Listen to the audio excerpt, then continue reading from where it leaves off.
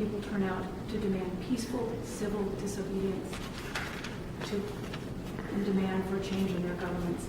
Yemen is well along on that process. But there will be others. And as I said, this is the beginning of a trend that will last for the next decade or two. So he's not going to be able, the crackdowns aren't going to work. It's possible that the crackdowns will work for a period of time, but what it does is crackdowns repress people in ways that make them angrier.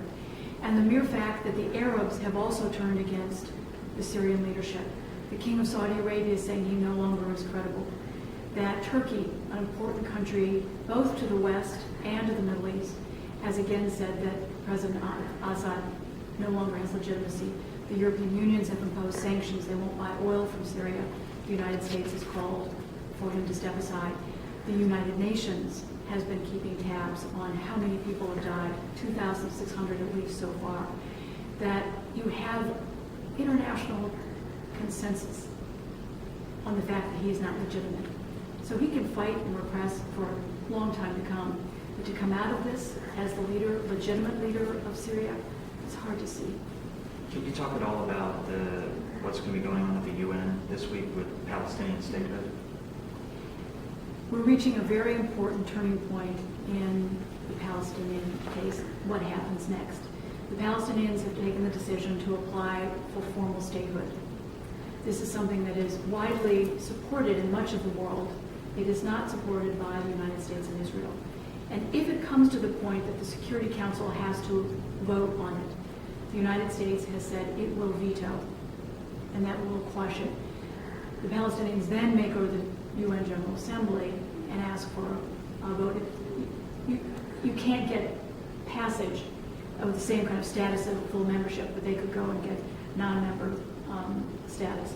So it's fascinating, though, to see that the Palestinians, who have long fought with the Israelis over the issue of a homeland, are now turning, again, in a peaceful way to demand their rights at the United Nations. It reflects this broader trend throughout the region that suicide bombs and Molotov cocktails and rockets are not the way to go after your political ambitions. The thing that has been so striking is the fact that Osama bin Laden and his number two were off hiding in the mountains on another continent, while back home their own people were ousting leaders in 18 days, something that Al-Qaeda had been unable to do for 20 years. So you begin to see this really important shift that's taking place in this region. Is it in America's best interest to veto statehood to Palestine? I mean, what? I'm not going to be defending U.S. policy. I mean, that's... I guess why do you see, is that just because we've had such long traditional ties with Israel? Why do you suspect that America is making that stance from your expertise? The Obama administration has made clear that it does not think that a Palestinian state through the United Nations is the best way to go. They want direct connections, negotiations between the Palestinians and the Israelis. It's really sad that there hasn't been greater progress on Arab-Israeli peace. We've all known for 15 years basically what the terms of a settlement will be, but there hasn't been the will or the ability by either Republican or Democratic administrations to go that last leg, and so that's why we've ended up at this stage. Go ahead. I'm just going to kind of shift back to your book, and I haven't read it. I've heard a little bit about it, but obviously there's a lot of information that you're kind of following through to, especially the citizens of this country. The importance of this. What does this mean for us? What we're seeing now, what does this mean for us? And I mean, even further down the road, what does this mean to our children and maybe even our grandchildren? What's happening in the Middle East is part of a broader picture of the last 30 years with the demise of communism in Eastern Europe, the end of apartheid and minority rule in Africa, the collapse of military dictatorships in Latin America. It is the embrace of global standards on political rights, human rights, and so we can't see it separately.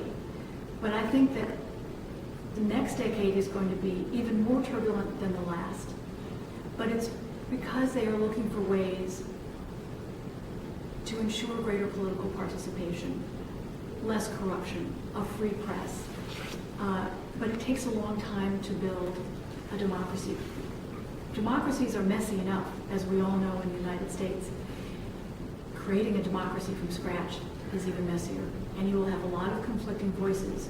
And we will at some point be nostalgic about the day where there was one leader who could call on the phone and say, well, let's do this on Arab-Israeli peace, or let's do this on counterterrorism, because now we will have multiple constituencies. So it's going to be an interesting period, but for us, frustrating and a little bit fearful, because there will be Islamic parties that are involved in the democratic process, because it will be harder to negotiate with them. But this is something that inevitably had to happen, because it's happened everywhere else. That's what this century is going to be about. The time that you've spent in the Middle East, I mean, do you feel personally safe over there? Is it a place where you were glad to be? I first landed in the Middle East on October 6th, 1973, which was the day the Fourth Middle East War broke out. And I've covered all 6 wars since then, the 2 intifadas, and a lot of other kind of catastrophes, political catastrophes in the region, assassinations and so forth. And sure, when you cover a war, the Syrians had a death threat against me, and I had to leave Beirut for a period of time. I came back, and the first night there was a suitcase bomb left out in front of my apartment that went off, and I remember being blown across the room along with a lot of glass from a window. Wars are like that, but it's also exceptional history to witness. It is, but covering city council meetings is... Can you talk to us about, America's military presence in the Middle East right now and in the future? Are you surprised with the direction President Obama has taken so far? Are you surprised that he hasn't withdrawn more troops or this or that? What is your take on where we are at right now? Afghanistan and Iraq are very different places. Afghanistan, we are not likely to be leaving anytime soon. But we also have the surge of additional troops we put in. And the problem in a lot of these areas is they went in, they succeeded, just as we succeeded in pushing out the Taliban in 2001.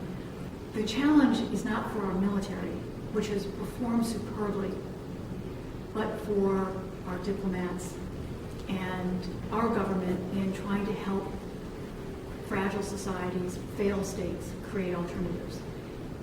And for all our power, imagination, for all our resources, we haven't done very well.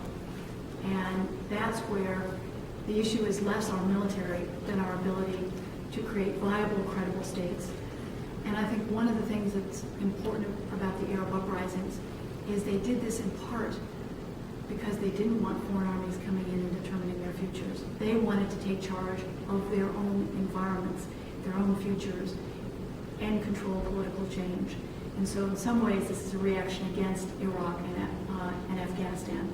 But the two countries are quite different. I think that we will probably be in Afghanistan longer than the Soviet Union, probably having spent in the same ballpark, maybe even more.